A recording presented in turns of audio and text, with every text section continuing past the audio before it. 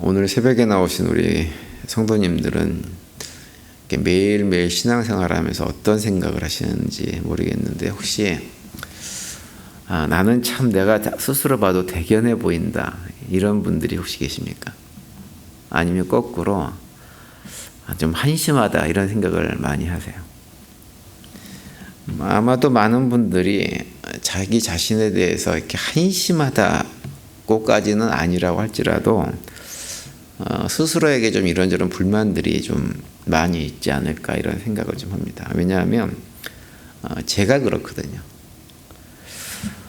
저는 제가 목사라고 하면서도 이렇게 제 신앙의 모습을 이렇게 가만히 보면 참 한심하다라고 하는 생각이 들 때가 많이 있어요. 그래서 제 스스로 속으로 뭐라 그러냐면,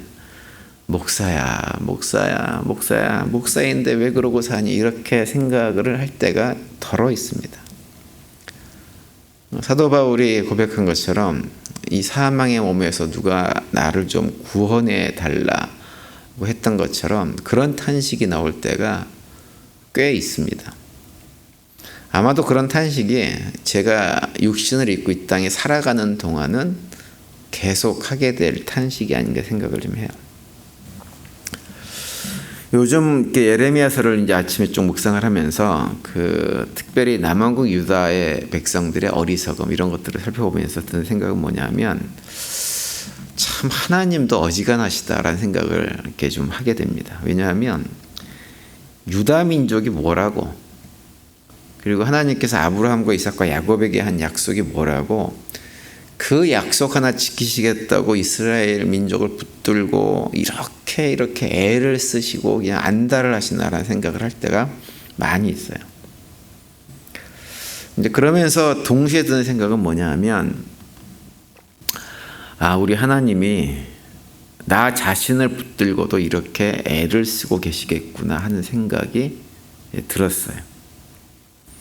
예레미야서에서 우리가 이제 그동안 읽은 대로 반복해서 선포된 말씀은 뭐냐면, 남왕국 백성들의 죄악으로 인해 가지고 하나님께서 반드시 그들의 죄를 물으시겠다고 하는 거죠. 그래서 바벨론 포로로 잡혀가서 거기서 포로 생활을 하겠다고 하는, 감당하라고 하는 것, 그것이 예레미야 선지자를 통해서 선포되는 말씀이에요. 그런데 그런 말씀만 있는 것이 아니죠. 하나님께서 동시에 선포하는 건 뭐냐 하면 그들의 회복을 선포하십니다. 하나님은 자기 백성들이 지은 죄 때문에 그 죄에 대해서 죄를 묻고 멸망을 경험하고 포로로 잡혀가서 이런저런 수모를 당하는 것들을 겪게 하시면서도 또 무엇을 동시에 생각하시는 분이냐면 그들을 온전하게 회복해 줄 것을 생각하시는 분이세요. 그 선포합니다, 말씀은. 그런데 그 회복이라고 하는 것이 단순히 그냥 회복이 아니라 어떤 회복이냐면, 이제는 두 번 다시 하나님을 배반하지 않는 모습으로 온전하게 그들을 회복시켜 주시겠다고 하는 거예요. 오늘 본문 39절과 40절에 보시면 이렇게 되어 있죠. 39절만 보시면 이렇게 되어 있습니다. 내가 그들에게 한 마음과 한 길을 주어 자기들과 자기 후손의 복을 위하여 항상 나를 경외하게 하고 라고 말씀을 하고 있어요.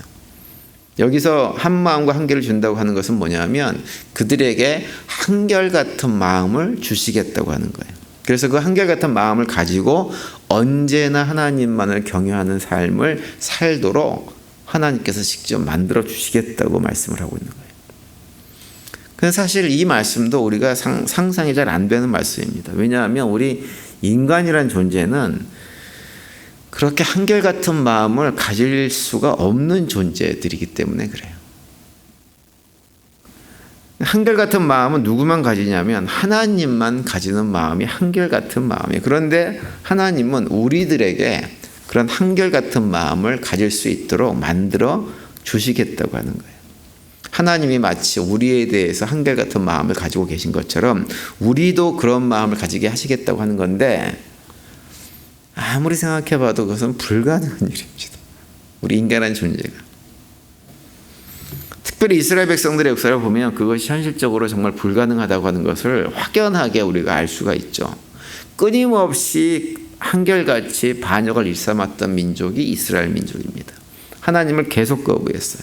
하나님이 하지 말라고 하는 것만 어쩜 그렇게 골라서 열심히 했는지 모릅니다. 그렇게 살았던 사람들이 이스라엘 백성들이에요. 예레미야가 말씀을 선포할 당시에도 똑같은 상황이었어요. 그래서 하나님께서 이스라엘 백성들을 아이고 됐다 이제 여기까지 됐다 너희들은 끝 이래가지고 버려도 어떻게든 상관하지 않아도 할 말이 없는 민족이 이스라엘 민족입니다. 그 우리들의 모습이죠. 우리들의 모습이 그래요. 그래서 우리는 한결같은 마음을 결코 가질 수 없는데, 그리고 하나님께서 또 굳이 그렇게 안 해주셔서 상관이 없는데 하나님은 어떻게 말씀하시냐면 우리를 그렇게 만들어 죽어야 말겠다 이렇게 말씀을 하는 거예요. 저는 이 부분을 이렇게 묵상을 하면서 든 생각이 뭐냐면 이게 곧 하나님의 은혜구나 이런 생각이 들었어요. 하나님의 은혜다.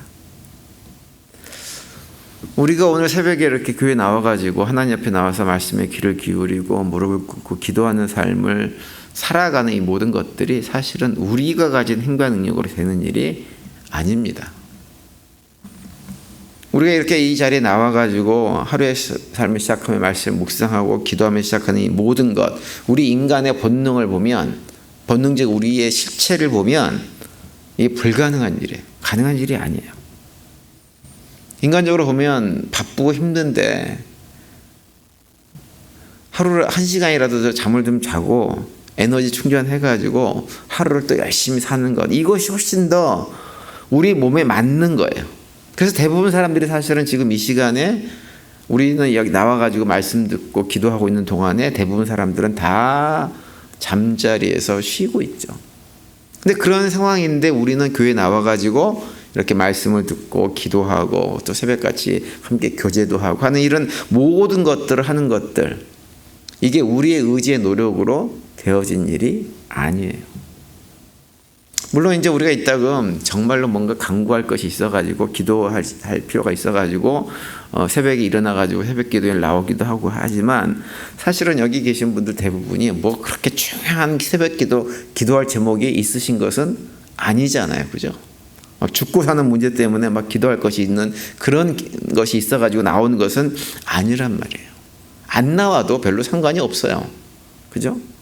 그런데 하나님의 은혜로 발걸음이 인도되어져서 새벽마다 나와서 기도하고 찬양하고 우리의 시선을 하나님께 고정하고 이렇게 하루를 시작할 수 있다고 하는 것, 이 모든 힘과 능력이 어디서 나왔느냐? 하나님의 은혜로 되어진 일입니다. 그래서 40절에 보시면 이렇게 말씀하죠. 내가 그들에게 복을 주기 위하여 그들을 떠나지 아니하리라 하는 영원한 언약을 그들에게 세우고 나를 경외함을 그들의 마음에 두어 나를 떠나지 않게 하고, 이렇게 말씀하세요. 이렇게 만드시겠다고 하는 거예요. 영원한 언약을 우리에게 세워주셔가지고 이제는 우리가 무엇인가를 막 의지적으로 해야 하는 것이 아니라 하나님께서 그냥 우리 마음속에다가 탁 박아주시는 것이 하나님을 경외하는 삶을 살도록 만들어 버리겠다고 하는 거예요. 그래서 우리가 지금 신앙생활을 열심히 잘하고 있는 이유는 뭐냐면 하나님께서 영원한 언약을 세우시고 우리 마음속에 하나님을 경외하는 마음을 주셨기 때문에 이 모든 것들이 가능한 것입니다. 물론 이제 새벽에 안 나오시지만 또 하루 중에 이렇게 자기 시간을 구별해가지고 말씀 읽고 묵상하고 기도하시는 분들도 마찬가지예요. 그런 분들도 다 하나님께서 그 마음을 주셔서 하나님의 은혜로 그런 시간들을 갖게 된 것입니다. 에베소서 2장 8절과 9절에서 우리가 잘 아는 대로 우리가 구원받은 모든 것들이 다 하나님의 은혜의 선물이라고 말씀하죠. 그런데 가만히 생각해 보면 우리가 구원받은 것만 하나님의 은혜고 선물인 것이 아니라 구원받은 이후에 하나님의 자녀로 예수 그리스도의 제자로 신실하게 삶을 살아가는 이런 모든 것들, 이런 다 모든 것이 하나님의 은혜로 되어진 일입니다. 하나님의 은혜가 아니면 이렇게 살 수가 없어요. 그래서 우리가 혹시라도 우리 주변에 예수를 믿는다고 하면서도 제대로 신앙생활을 하지 못하고 우리처럼 새벽마다 기도하지 못하고 하루에 첫 시간을 주님께 내어드리지 못하는 이런 은혜들을 누리지 못하고 있는 사람들을 본다고 한다면 예수 믿으면서도 왜 그것뿐이 못해? 라고 책망할 권리가 우리에게 없어요. 우리가 지금 이렇게 하는 모든 것들이 무엇 때문에? 내 힘과 노력이나 의지 때문이 아니라 하나님의 은혜이기 때문에 우리가 그들을 보면서 해야 될 것은 무엇이냐면 그렇게 하지 못하는 그들의 연약함들을 불쌍히 여기고 우리는 이렇게 할 수 있도록 허락하신 하나님께 감사하는 것. 이것이 우리가 해야 될 것입니다. 그래서 오늘 보면 41절에 이렇게 말씀하세요. 내가 기쁨으로 그들에게 복을 주되 분명히 나의 마음과 정성을 다하여 그들을 이 땅에 심으리라 이렇게 말씀하세요. 하나님은 우리가 잘 되는 것을 원하시고 우리 삶이 기쁨 가운데 살아가는 것을 원하시고 그 자체를 기뻐하시는 분이에요. 어떻게 해서든지 하나님 백성들이 잘 되게 만들기 위해서 최선을 다 하시는 분이에요. 그 하나님의 열심이 지금 현재 우리를 하나님 백성으로 이렇게 살아갈 수 있도록 만들어 주시는 것입니다. 그래서 이사야서 9장 7절에 보면 이렇게 말씀을 선포하고 있죠. 그 정서와 평강의 더함이 무궁하며 또 다윗의 왕자와 그의 나라에 군림하여 그 나라를 굳게 세우고 지금 이후로 영원히 정의와 공의로 그것을 보존하실 것이라. 만군의 여호와의 열심히 이를 이루시리라 이렇게 말씀하세요. 겉으로 볼 때 우리의 모습은 한없이 연약하고 문제가 많고 하나님을 대적하고 끊임없이 반역하는 삶을 살아가는 존재들입니다. 그런데 그런 우리들로 하여금 하나님의 공의 안에서 정의롭고 하나님 백성답게 삶을 살게 만드시는데 하나님께서 열심히 하셔가지고 그 열심을 통해서 결국은 그렇게 만드시고 말겠다고 하는 거예요. 이 이사야 9장 말씀은 예수님의 성육신의 사역을 통해서 하나님 나라의 회복을 예언한 장이에요.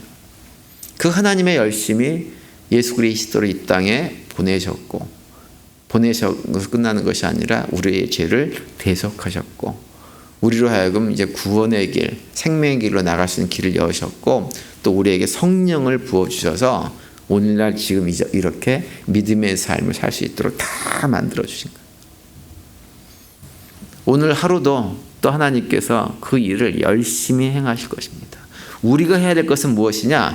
그 하나님의 열심에 우리의 삶을 그냥 내어드리는 거예요. 내어 맡기는 거예요. 그러면 돼요. 그러면 잘하든 못하든 상관없어요. 그래서 그 은혜 안에 머무는 것입니다. 따라서 오늘 하루 지내시면서 우리의 삶을 온전히 주님께 내어 맡기는 가운데 우리를 하나님 백성으로 만들어 가시고 우리 삶 가운데 하나님의 나라를 세워나가고 확장시켜 나가시는 그 은혜들을 또다시 맛보고 경험하는 복된 하루가 될 수 있게 되기를 간절히 바랍니다. 그 가운데 주님께 주는 평강이 넘치는 복된 하루가 되시기를 간절히 축원을 드립니다.